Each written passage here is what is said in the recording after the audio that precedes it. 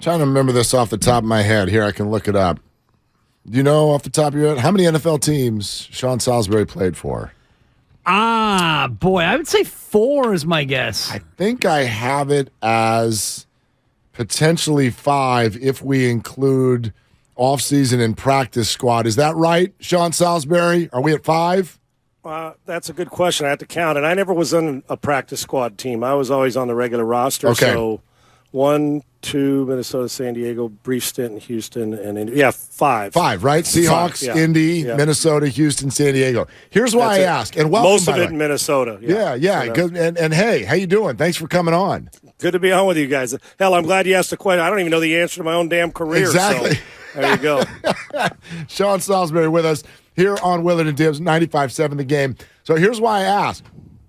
Did it ever get spicy in any sort of a way between you and a team you left and then coming back around? Because Raheem Mostert and Jeff Wilson, for different reasons and in different ways, they seem a little 49ers spicy here as they get ready for Dolphins-Niners. And whatever it takes, man. That's what I mean. Guys do it different. I mean, I don't think let's listen. Let me preface this by saying no matter when somebody either quits on you or doesn't sign you, when I say quits on you, trades you or cuts you or lets you walk in free agency, whatever it is, they're basically saying they're not interested anymore or they can't afford you, you're not part of it. And when they do that or somebody leaves, there's that feeling of, well, wait a minute, they don't love me anymore, even if they may have really liked them. And so there's always the incentive. Listen, you go back and play your old team, you want to prove to your ex-teammates, to the fans in the stands, there's no doubt. The key is you can't let and I don't think it's spite for these guys, but get caught up in, it's like when you're playing a guy in hoops, guys, and he's talking at the gym all the time, right? And he finally talks his way into you taking yourself out of your game because you're more worried about him. Same thing can happen here.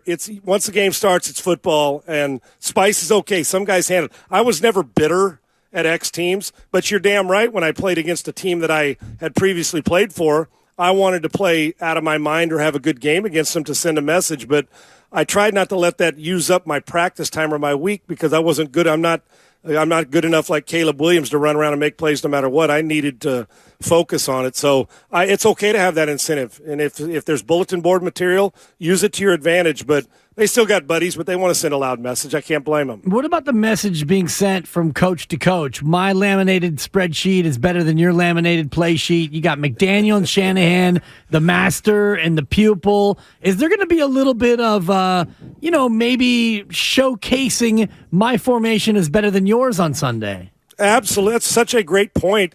But going back, even them, guys, think about this. You want to go into, hey, listen, I'm Mike. I was, I don't want to say the understudy, but he was my boss, and we learned together. We were attached at the hip at places along the way. We can finish each other's sentences, but I'm going to prove to my head coach that now that I'm the head coach, we do things different than him, and I'm a little bit better. Of course. And I don't think it's in a mean, spiteful way. And the truth is you could probably go like this, hand Mike Kyle's play sheet and had Kyle Mike's play sheet and say, yeah, I knew this is what you were going to do on third down.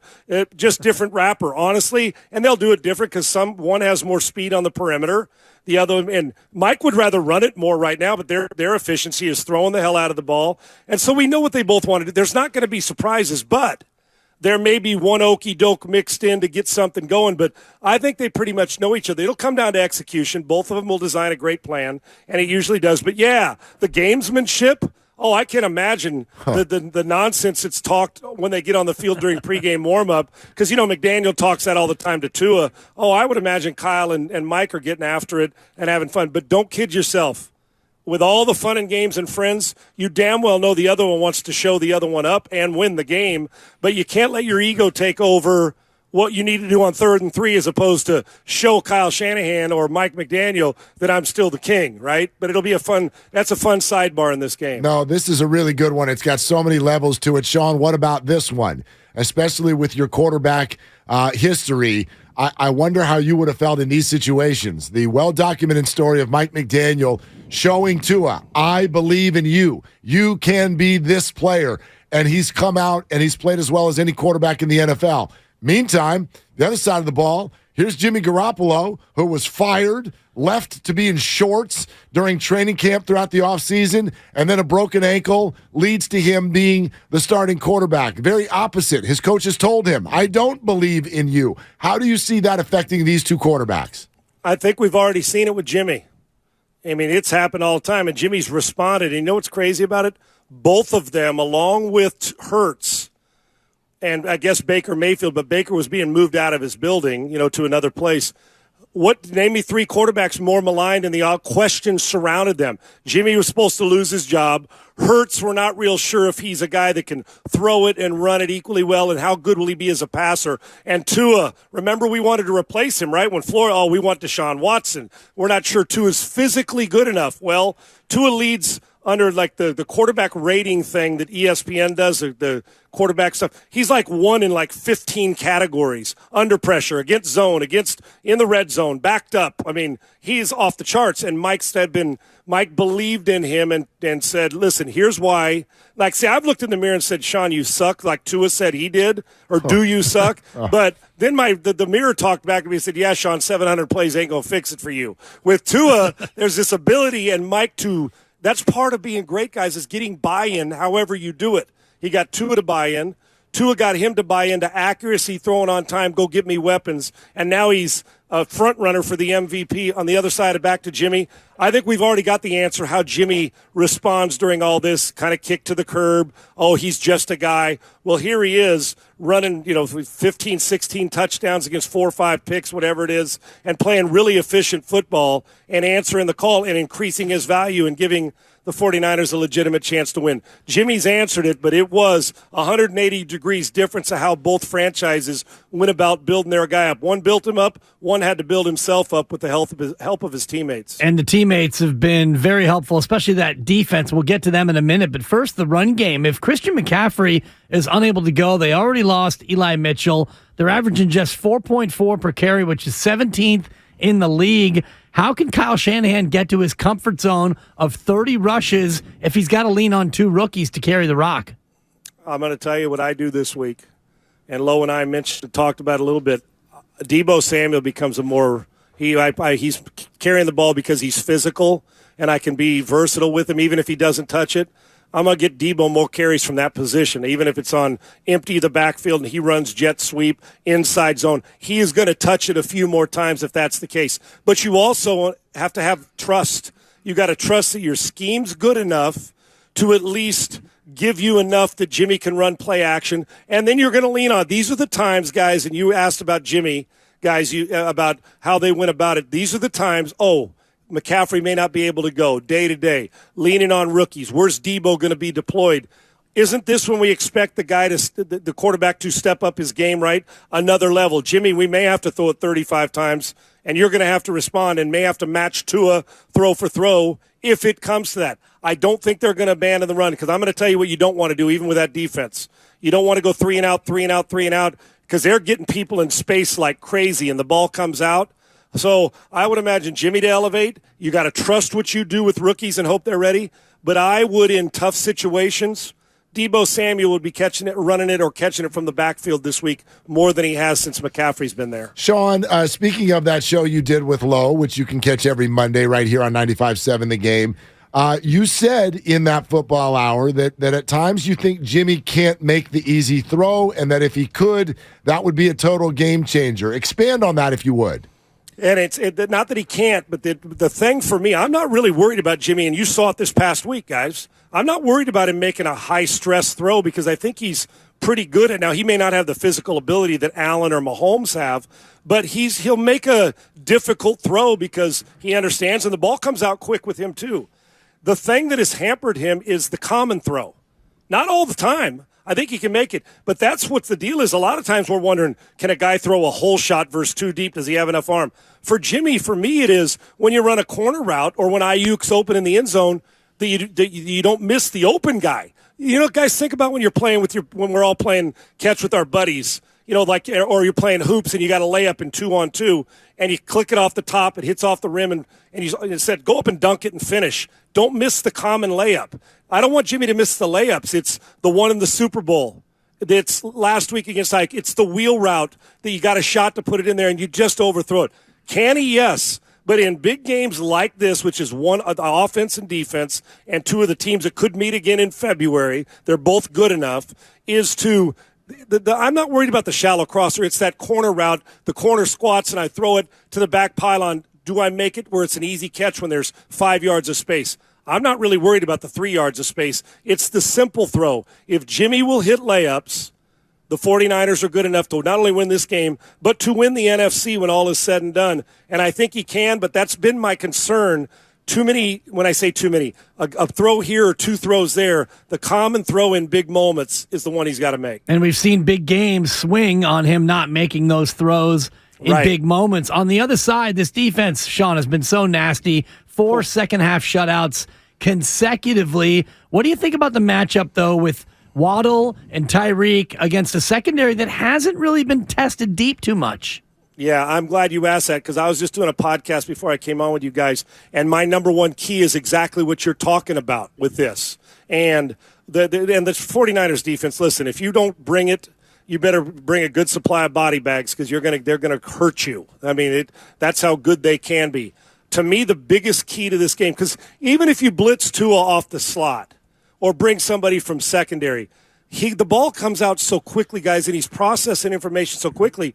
The ball will come out even if it's a free runner.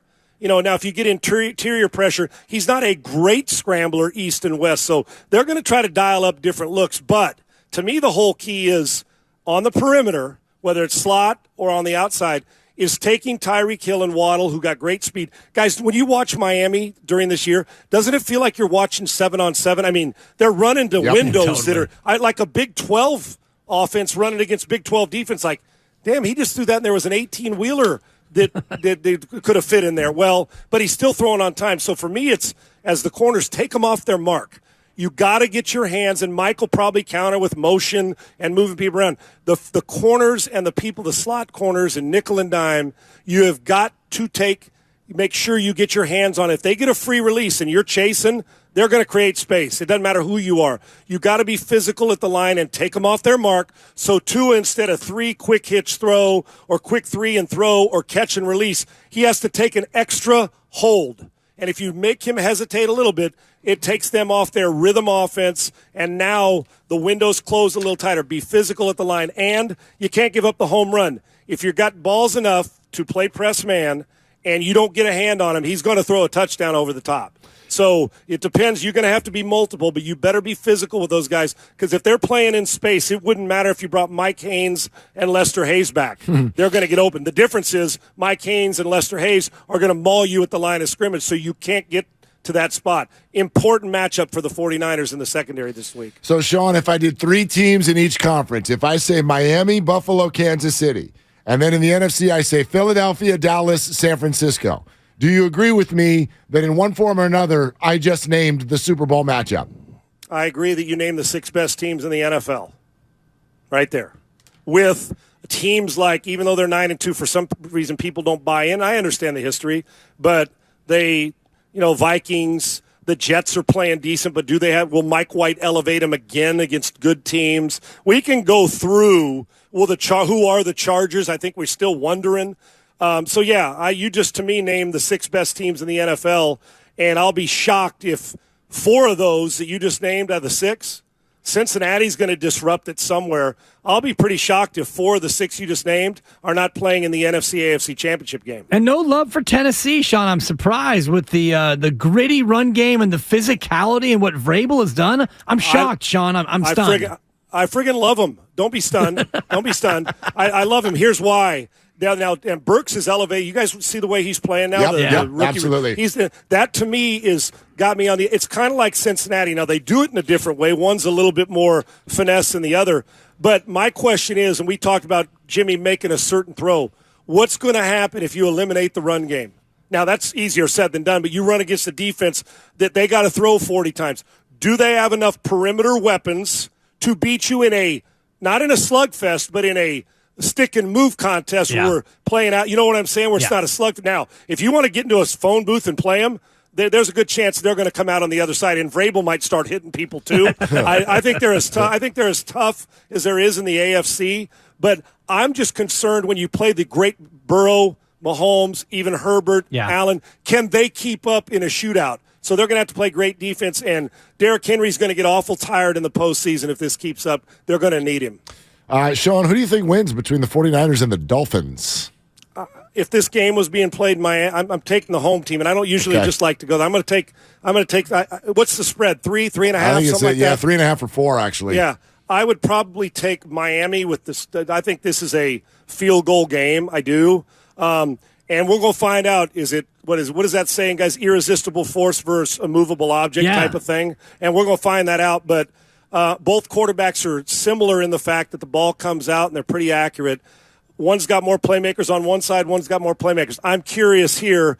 Another big key is, can the Dolphins get any shape, any kind of run game going? Last week they threw over 30 times against the Texans in the first half. If you squelch their run game, meaning the 49ers squelch the Dolphins, then you can start to pressure and hope you get a tip ball interception. I like the 49ers' physicality to win in a close one. If this game starts to creep towards the 30s, one team, the Miami Dolphins will win. Yep, I hear that. Yeah, it's about the first number for the winning team. If it's a 2, love the 49ers. If it's a 3, probably love the Dolphins. Sean. And if it stays in a teens, take San Francisco all day. Big time. Yeah, absolutely. Hey, Sean, great stuff as always, man. We love having you. Thank you. You guys are awesome. Thanks for having me. Appreciate it.